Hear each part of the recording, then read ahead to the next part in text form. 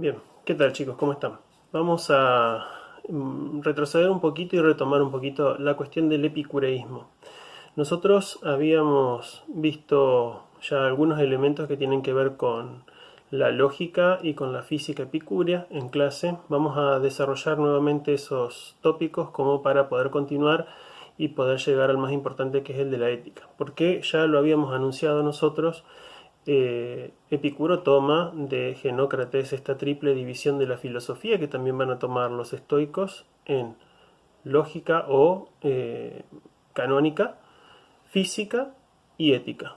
Y como todo en estas dos filosofías va a estar en función de la ética, y así la canónica o la lógica va a estar en función de la física y la física en función de la ética, ¿sí? Es decir, todo en estas filosofías va a estar en función de contribuir a una visión acerca de cómo debe ser el modo de vida de un epicúreo o de un estoico, ¿sí? Entonces, empecemos por plantear la cuestión de la lógica, ¿sí? En la escuela epicúrea. Bien, ya desde la antigüedad, en la filosofía griega, en la filosofía helénica se había planteado un problema muy importante que marcó un antes y un después en la historia del pensamiento griego. ¿Cuál es ese problema? El problema del ser de Parménides y su lógica, ¿sí? Nosotros tenemos como cuestión muy importante esta de que Parménides nos presenta este dilema, ¿sí?, ampliamente marcado entre ser y no ser, ¿sí?, que el ser es y es imposible que no sea, que el no ser no es y es necesario que no sea, y con todas las consecuencias lógicas que trae esto, ¿sí?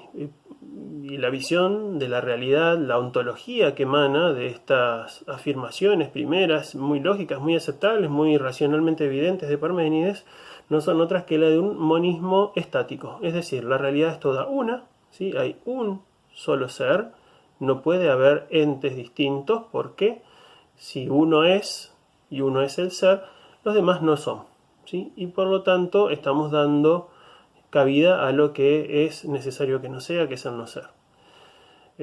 Por lo tanto, la realidad es una. Y tampoco existe el movimiento. No existe movimiento ni de generación ni de corrupción, ni existe movimiento de cambio, de ningún tipo de cambio en el interior del ser, ¿sí? Ni tampoco existen las partes. Entonces esa es la visión de la realidad que nosotros obtenemos lógicamente, si concedemos a esa primera afirmación del poema de Parménides de que lo que es y es imposible que no sea, y lo que no es y es necesario que no sea. Entonces ahí, frente a esta visión que impone con otra afirmación muy importante, esto de que ser y pensar es lo mismo, y con lo cual nosotros quedamos ante la imposibilidad de aceptar que el dato de los sentidos pueda tener algún dejo de verdad. El dato de los sentidos, a partir de Parménides, va a ser el dato de lo verosímil, de lo aparente, de lo meramente fenoménico, pero que no tiene que ver, no tiene ningún tipo de acceso al ser. ¿Por qué? Porque en los sentidos nosotros vemos, captamos el devenir, captamos el inicio, el devenir y la corrupción de los entes, captamos la multiplicidad. Por lo tanto, no hay que confiar en los sentidos, hay que confiar en el nous, que es aquello que realmente conoce, piensa la realidad, ¿sí? Bien, ahí estamos con Parménides. Luego de Parménides nosotros tenemos distintos intentos, ¿no?, o de continuar. Por un lado tenemos a los eleatas, ¿sí?, los discípulos de Parménides, Zenón, Meliso, que profundizan, radicalizan aún más estas afirmaciones. Y por el otro lado tenemos a aquellos que intentan sacar o poder dar una solución a esta cuestión de que los sentidos y la razón se contradicen, ¿m? Y por lo tanto tratar de encontrar también un lugar para la pluralidad y el movimiento también dentro del campo del ser. Y entre quienes realizan estos intentos, nosotros en primera instancia y dentro de lo que es el pensamiento presocrático, nosotros tenemos varios personajes, algunos de ellos incluso muy curiosos, ¿sí? tenemos a un Empédocles, ¿no? Con toda su cuestión divina, ¿no? Es decir, filósofo que se creía Dios. Tenemos un Anaxágoras, pero tal vez los que tenemos con un mayor rigor, ¿no? Racional y de cientificidad, tenemos nosotros a los atomistas, ¿sí? Y entre ellos a Leucipo y Demócrito, ¿sí? Leucipo, que había aprendido la lógica eleática, y lo que hace es precisamente distribuir el ser entre los átomos. ¿Qué significa esto? Que la única característica que nosotros no vamos a tener del ser en los átomos va a ser la de la unidad. Y luego las distintas, esas otras características, la no generación, la no corrupción, el no cambio, el no movimiento interno, lo vamos a tener distribuido en cada uno de los átomos. Y estos átomos, sí, van a estar, digamos, podríamos decir así, en movimiento en el vacío, que va a venir a ocupar el lugar de este no ser, que a partir de ahora va a ser un no ser relativo. Otro gran intento de solución lo vamos a tener ya entre los filósofos post-socráticos, ¿sí? Y tal vez el más grande esfuerzo intelectual lo vamos a tener nosotros con Platón, pero Platón va a ser una solución de compromiso bastante más trabajada. ¿Por qué? Porque intenta combinar dentro de lo que es la realidad, ¿sí? Dos ámbitos o dos dimensiones dentro de las cuales en una de ellas nos encontramos con el ser y en la otra nos encontramos con algo que es como una especie de intermedio entre ser y no ser, ¿sí? Y el concepto de no ser va a pasar a ser aún más relativo, ¿sí? Las ideas, ¿sí? Las ideas o todo lo que habita dentro de la dimensión inteligible de la realidad, ¿sí? Va a tener el carácter de ser, ¿sí? ¿Por qué? Porque esas ideas, de alguna forma, y sí, modeladas por la acción determinante del principio del uno sobre la díada indefinida, van a ser una, ¿sí? Y de hecho cada una es una en tanto determinada y en tanto es única en su especie. Y va a tener ciertas características que van a tener, ¿sí? Van a ser las propias características del ser parmenidio, como no solamente el ser una, sino el ser eternas, el ser inmutables y el ser universales. Y luego en el ámbito de lo sensible, el ámbito de la realidad sensible, ahí sí nosotros nos vamos a encontrar con una realidad que es en devenir, ¿sí? Que es en constante cambio, pero que ella no es la realidad del ser como tal, ¿sí? Sino que es de un ser degradado, de un ser en un grado mínimo, ¿sí? Un ser en grado mínimo. Precisamente también por la acción de la materia, ¿sí? La acción de la materia. Acá ya nosotros nos vamos a encontrar que, si bien hay una cierta determinación, y por eso no hablamos de que es un no ser absoluto, la dimensión sensible de la realidad, ¿sí? Porque hay una intervención de las ideas cumplen una cierta función determinante sobre las cosas, pero acá ya nos encontramos con que esa acción determinante no basta para que estas entidades de la realidad sensible tengan el mismo estatus que las ideas, ¿sí? De hecho, por ejemplo, la idea de hombre es una, es única, es universal, es eterna, es inmutable, pero nosotros nos encontramos con que luego de la mediación de los entes matemáticos, cuando esta idea se plasma, se multiplica por los entes matemáticos y se plasma en la materia sensible, ya nos encontramos con que todas esas características ya no existen. Entonces tenemos la forma de hombre, pero la tenemos en multiplicidad de hombres, la tenemos en hombres que tienen un origen, tienen un devenir y tienen una corrupción, es decir, que nacen, crecen, se reproducen, mueren, ¿sí? Y son individuales, ¿sí? Cada uno es un individuo, no tenemos más esa universalidad, no tenemos ni la eternidad, ni la inmutabilidad, ni la universalidad que tenían las ideas, ¿sí? En el ámbito inteligible. Bien, entonces en Platón el ser está aquí, está en el ámbito de lo ideal. Y luego tenemos el ámbito del devenir, ¿sí? Esto, ¿sí? Si nosotros queremos entender a Epicuro, tenemos que entenderlo también como una forma de respuesta a esta visión de la realidad. Y esta visión de la realidad va a causar un problema, ¿sí? Que va a poner al fin de la existencia humana muy centrado en lo que es lo específicamente teorético, ¿sí? Tanto en Platón como nosotros nos vamos a encontrar también en Aristóteles, la felicidad mayor que puede aspirar un ser humano es la felicidad de la contemplación teorética, ¿sí? Y aquí nosotros vamos a encontrar una pequeña gran diferencia con este filósofo que viene a plantear una nueva filosofía para una nueva forma de concepción de la felicidad y de la vida, ¿sí? Para responder también a los nuevos desafíos de los tiempos que van a correr después de la muerte de Alejandro Magno. Entonces nosotros nos encontramos con Epicuro, que él concibe la realidad como el ser, ¿sí? Presente en las cosas sensibles.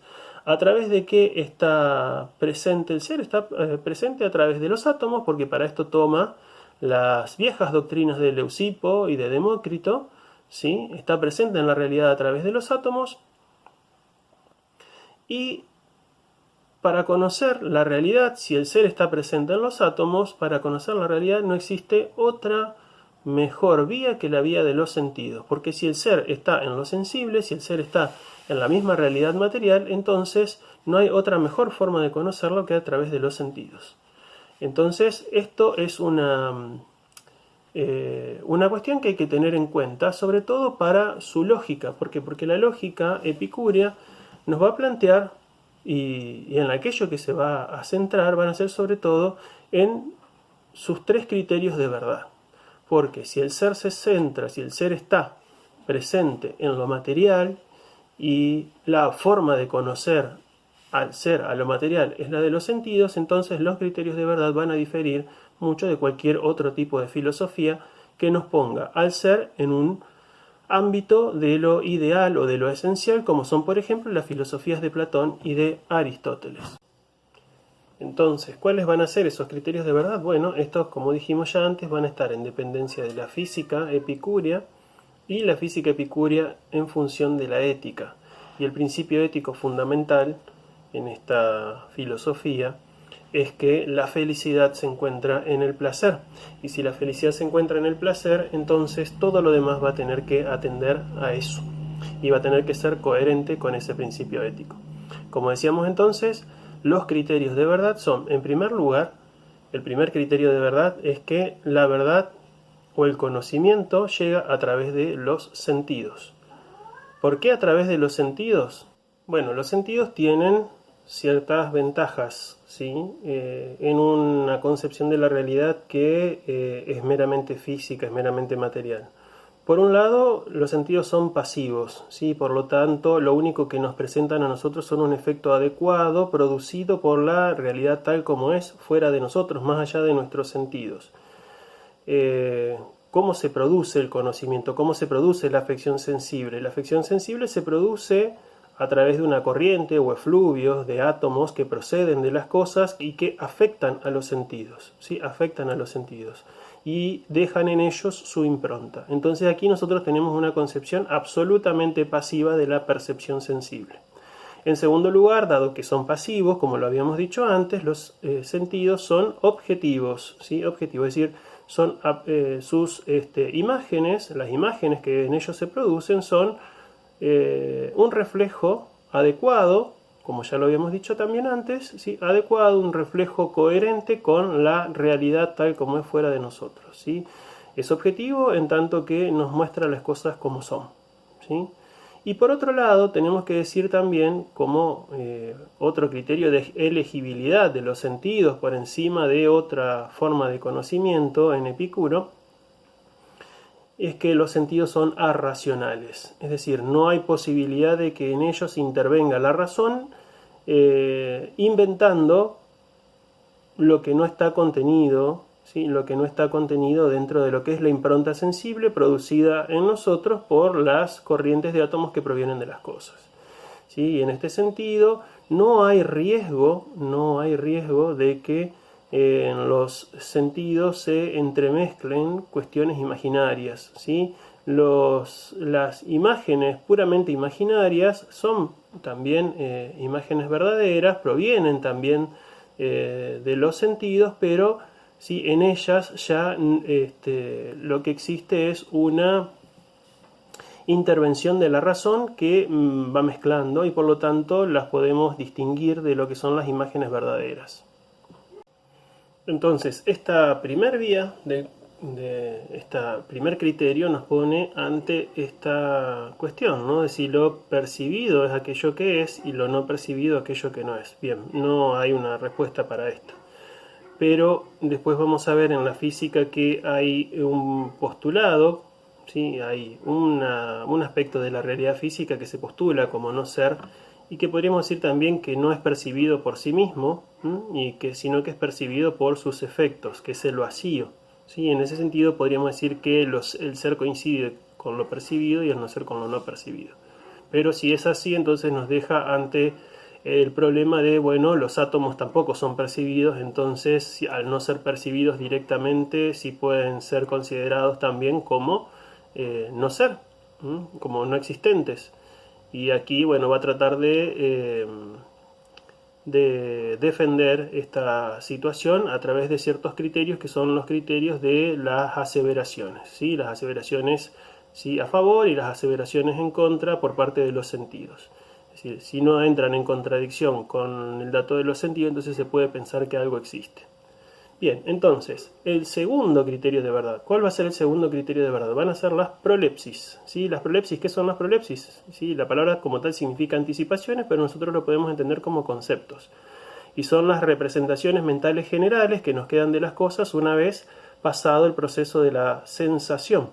Y podríamos decir nosotros que estas prolepsis, ¿sí?, y de hecho de ahí viene el nombre anticipación, son aquellas que permiten, una vez que nosotros tenemos formada la representación mental, permiten reconocer, ¿sí?, a los objetos sensibles, ¿sí?, a través de un concepto general. Vamos a poner el caso, nosotros pasamos durante un tiempo, ¿no?, percibiendo un determinado tipo de objetos. Este determinado tipo de objetos deja en nosotros una impronta que se transforma en una idea general, y a través de esa idea general después nosotros pasamos a reconocer a todos los objetos que coinciden con estos, ¿sí?, dentro de una misma clase, tipo o especie. ¿Sí? Así funcionaría. Más o menos una idea semejante a la que nosotros tenemos de conceptos. ¿Sí? El tema es que estos prolepsis o conceptos están íntimamente determinados por la sensación, y podríamos decir así que es como una especie de círculo que se da entre sensación y prolepsis. Las sensaciones, ¿sí?, producen las prolepsis permiten que luego nosotros podamos reconocer nuevas sensaciones, ¿sí?, ¿sí?, dentro de una misma clase que fue formada ya por nuestras sensaciones anteriores. Entonces, este sería el segundo criterio de verdad, ¿sí? Las prolepsis. Estas prolepsis, como también lo dice claramente, expresan claramente la naturaleza de lo percibido. Si ellas captan plenamente la naturaleza de lo percibido, y se expresan a través de los nombres que son los nombres adecuados para cada cosa. ¿Sí? Hay como una especie de naturalismo o de teoría especular también en la relación entre percepción, ¿sí?, idea mental y nombre, también en Epicuro, como nosotros lo veíamos en el caso del cinismo. Bien, en tercer lugar tenemos como otro criterio de verdad los sentimientos, pathé, ¿sí?, es el término que usa Epicuro, de placer y de dolor. ¿Sí? Este último criterio va a ser un criterio de verdad, pero no solamente a nivel lógico, sino que también va a ser un criterio de verdad a nivel axiológico. Es decir, placer va a estar ligado a lo bueno y dolor va a estar ligado a lo malo. Y aquí nosotros ya tenemos cómo esta lógica epicúrea se va inclinando en función de una ética. ¿Sí? Una ética. ¿Por qué? Porque el placer, ¿sí?, el sentimiento de placer, nos va a indicar a nosotros aquello que es elegible, y el dolor nos va a indicar aquello que hay que rechazar. ¿Sí? Determinantemente hay que rechazar. Entonces, en este sentido, nosotros nos encontramos ante un criterio que también es axiológico. Bien, estos tres criterios de verdad, ¿sí?, están fundados en el hecho de que los sentidos son infalibles, ¿sí? Los sentidos son infalibles. Ahora, si los sentidos son infalibles, entonces esto quiere decir que no hay posibilidad para el error.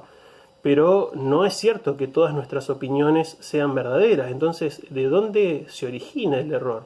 Bueno, precisamente el error se origina en el juicio. No en los sentidos, sino en las prolepsis, ni en los sentimientos de placer y de dolor. El error se origina en el juicio, y esto consiste en creer que por ahí ciertas imágenes que no son más que imaginarias coinciden con algo real, ¿no? Y por lo tanto el error no está en los sentidos, sino que está en la razón, ¿sí? Está en la razón. Ahora, obviamente las personas también pueden tener juicios y pueden tener opiniones que son verdaderas. ¿Cuál es el criterio para distinguir una opinión que sea verdadera de una que sea falsa? Tenemos como opiniones verdaderas aquellas que no se contradicen con los sentidos, es decir, que por un lado reciben, ¿sí?, aseveración fehaciente, es decir, que reciben como una especie de contrastación por parte de los sentidos en las cuales no hay nada en contrario con esa opinión nuestra, ¿sí? Y por el otro lado, una opinión falsa es aquella que sí entra en contradicción con el dato de los sentidos.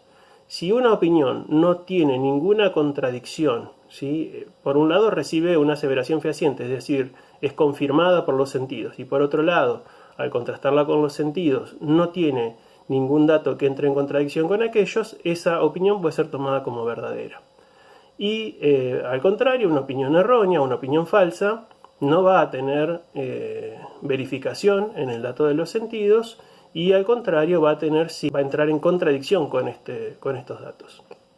Y esto es muy importante dentro de la filosofía de Epicuro, porque de esta forma él va a intentar, ¿sí?, justificar sus opiniones acerca de los átomos, dado que de los átomos nosotros no tenemos una sensación, no sentimos los átomos, no podemos ver por qué precisamente los átomos son tan pequeños que nosotros no los podemos ver, no los podemos percibir por los sentidos. Lo que nosotros percibimos por los sentidos son los compuestos de los átomos. Entonces, ¿cómo hacemos con los átomos? Bueno, va a decir, no entran en contradicción con el dato de los sentidos, las opiniones acerca de los átomos, por lo tanto también los podemos tomar como verdaderos, ¿sí? El tema es que también otras teorías no entraban en contradicción con el dato de los sentidos, y no por eso nosotros las tendríamos que tomar como verdaderas, ¿sí? Entonces, hasta acá hablamos de lo que son los criterios de verdad, ¿sí? Los criterios de verdad. Ahora lo que tenemos que empezar a ver es cuál es la física, ¿sí? Es decir, esta lógica que solamente se va a centrar en estos criterios de verdad, la lógica epicúrea se va a centrar solamente en los criterios de verdad, está en función de una física, ¿sí? Y lo que tenemos que ver a continuación es cuál es precisamente la física epicúrea, que, como dijimos ya anteriormente nosotros, va a estar en función de una ética. Y esa ética es una ética guiada por el principio de placer.